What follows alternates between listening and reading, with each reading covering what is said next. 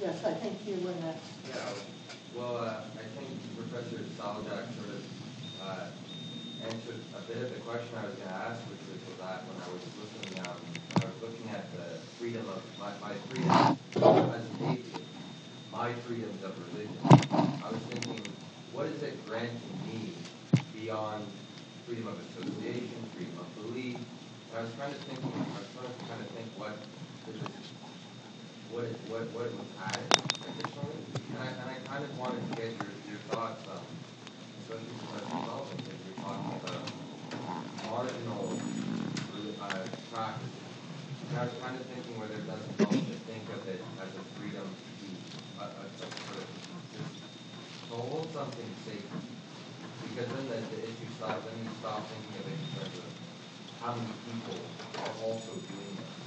Like, is it written somewhere? Is it written somewhere, or did the specific authority figures help do that? I mean, I wonder if it doesn't help to think in terms of we all have this right to hold things very sacred, and to have that given extra attention by virtue of that. Well, I think that's a very interesting point. I think that's the question is, how that might work out legally speaking. I mean, whether you're talking about respect in a political sense, and whether that's an appropriate way to live in the world is to have an attention to other people, sacred if you like, as opposed to whether that means that, for example, in a workplace, that each person is going to determine the conditions under which they work. Obviously, that can't. After a certain amount of diversity, that maybe is not very workable. So it's a sort of question of what you want to do with that insight. Whether you want to put that into law, or you simply want to advocate for that as a way of being in the world, which is something. Well, I think you could operationalize that a bit into the law. I think that would have helped in that sort of case with the gravestone there. If you were thinking not in terms of is it religion, but if we simply ask whether or not, a bit like after I say Professor Seljak started to answer my question, if we ask something maybe more like, is it sacred? And then would it cause undue sort of stress and harm to the person mowing the lawn to go around the thing? You wouldn't have been left with that kind of the wrong. I think you went in the wrong direction there to start asking whether it's in the book somewhere. I think that the question should have been, is it sacred to these people? And yes, it's clearly yes. And then does it cause any hardship to the lawnmower to make the night out? So that would have been that. It's the city budget that's the hardship to the lawnmower. Just to clarify, the Canadian Charter guarantees the right of freedom of religion and conscience, and therefore it will cover the case of the atheist and the agnostic. There are lots of hands, so I've got 3 now. The fellow who's looking back, 1, 2, and the woman in the second last row. I have 2 hands. I wanted to hear more about the corruption in the financial district person. That was a far more interesting topic.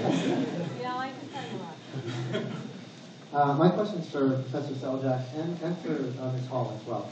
I teach a class on evangelicals and politics in North America, and as a Canadian, particularly aware of the Canadian situation. And there's this funny dynamic because, as your presentation mentioned, Christianity is the dominant religion and associated with past injustices such as against Aboriginals, such as against Jews, etc. But today, following these communities for conservative Christians, at least in Canada, not sure about the States, there can be a sense also of now being a religious minority who cannot be perceived in Canada as a religious minority. That is, they can be perpetrators but not victims. You had mentioned the Ontario Horizons case is one that was sensitive for them, as well as the Scott Brocky case. And there's more public things, such as marriage commissioners with the same-sex marriage, tonight's Columbus Halls and stuff like that. And of course, there's gay rights in every side of those issues. So these are issues that I kind of struggle with, and I'm just curious for your perspectives of how to deal with that scenario of a community that is both part of the historical dominance, but today may actually at times be kind of in a minority. I mean, this nuances the lecture that I ran through in 20 minutes. And evangelical Christians have, like other minority Christian groups, find themselves with one foot in each camp, as outsider and insider. And therefore, when they make public declarations, they sometimes are heard as if they are speaking from majoritarian position of power, when in fact they feel like they're speaking from a position of powerlessness. And in fact, what you have seen is evangelical voices then rejected because it seems like a return to the old religion. But in fact, Evangelical Fellowship of Canada, for example, has learned a new political discourse. Margie Patrick has just done a dissertation on this topic. And they basically learned to negotiate this position. And I think this is very important, that religious groups have to change in the new environment too. It's not just the majority that has to adjust to the minority. I think religious groups, religious minority groups, all religious groups have to learn to speak a new vocabulary. They have to take into account that they're in a new context. And that, so what the Evangelical Fellowship of Canada has done is learned that instead of making pronouncements on high, Jesus Christ says this, and this is the right solution, they have become far more nuanced, and they understand themselves to be one actor among many in Canada's public sphere, but an actor who has a right to speak just like any other actor. And so what we need is a kind of double recognition. A double recognition. In other words, secular society, the state, the political society has to learn to accept Christian, Buddhist, Jewish, Hindu voices in the public sphere. But religious groups have to recognize the neutrality of the Canadian state, that it's not going to be a Christian state. And they have to recognize that Canada is a religiously pluralistic society, that, and it's going to remain so. And that their religion is not going to have, their community is not going to have the final say on any one thing. So there has to be a double recognition, a double tolerance. Jose Casanova uses that term, a double tolerance. And I think it's a very important concept. So evangelical Christians should speak out on same-sex marriage. They should speak out on these issues, but they should do so from a particular perspective, and that is a group in a democratic society that does not have the automatic right to win the argument. Yes, Ms. Hall. I believe this probably should be oriented for you. You're the Chief Commissioner Human Rights Commission. Okay. Yes, I was very concerned because I've read several times in news articles. What had happened was several people in different provinces as well that who have spoken their thoughts that were contrary to certain ones that were offended, and the ones that were offended ended up bringing these ones of opposite thoughts into courts, and those ones of opposite thoughts ended up paying a heavy fine to the court, and some of them even have to go to prison. My question is my freedom of speech and even freedom of press still supersede this human rights law, or now has the human rights law supersede my freedom of speech? Well, I can only speak to the Ontario Human Rights Code, which is the code that we take our mandate from. And it says very clearly that nothing in the code shall interfere with freedom of speech. And so the role, there is not a role for the Ontario Commission in regards to freedom of speech. There is other legislation, for example, the Canadian Human Rights Code and the Criminal Code, that in very particular situations deals with speech, but it's not a part of the mandate of the Human Rights Commission or the Ontario Human Rights Tribunal. Well, some of them are suing county, some of them have paid fine because it's law. Well, nobody has ever done time in relation to a human rights code, so there may be other legislation. It could be in the context of the criminal code, but not in the context of the code. Law makes something criminal.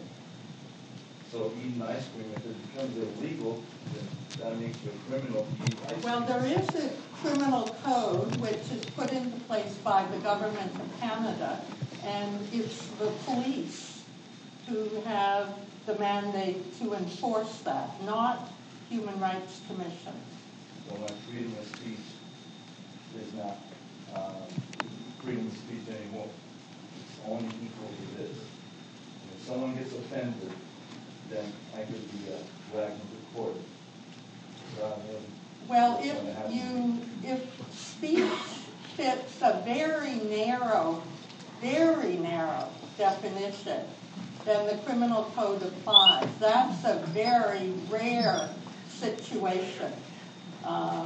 So I think you want to look to the criminal code, not the Human Rights Code, because the Ontario Code is very clear that it's not to interfere with freedom of You speech. offended them, brought them to court, they did, they didn't like the law, which they did.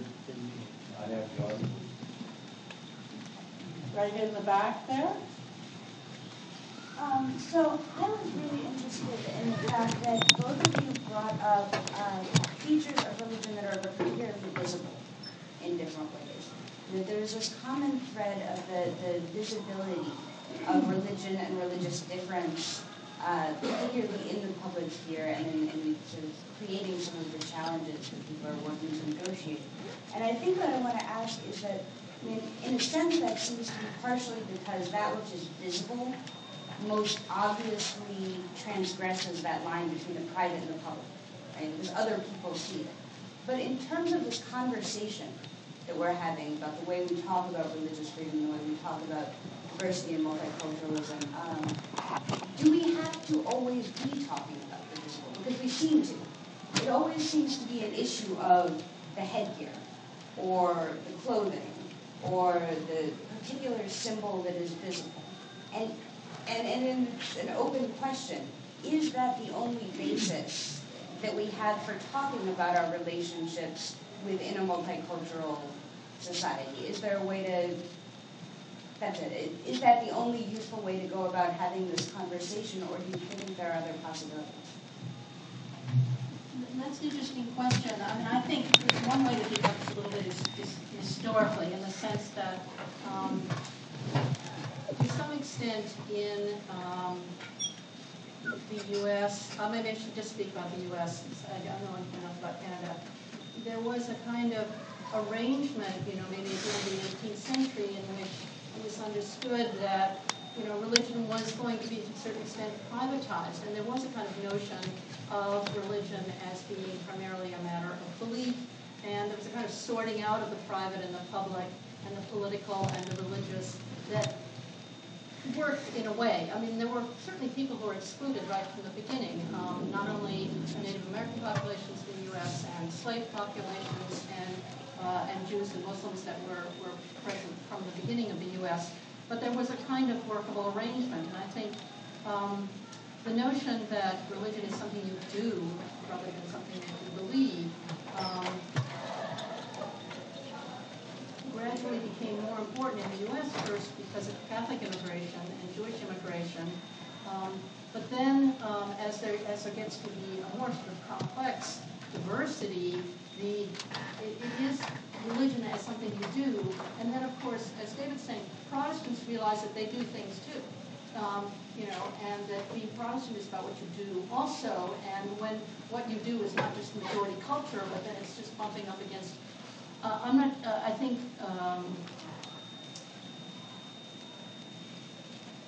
think that's partly just where we are at a time in human history because of migration and because of changes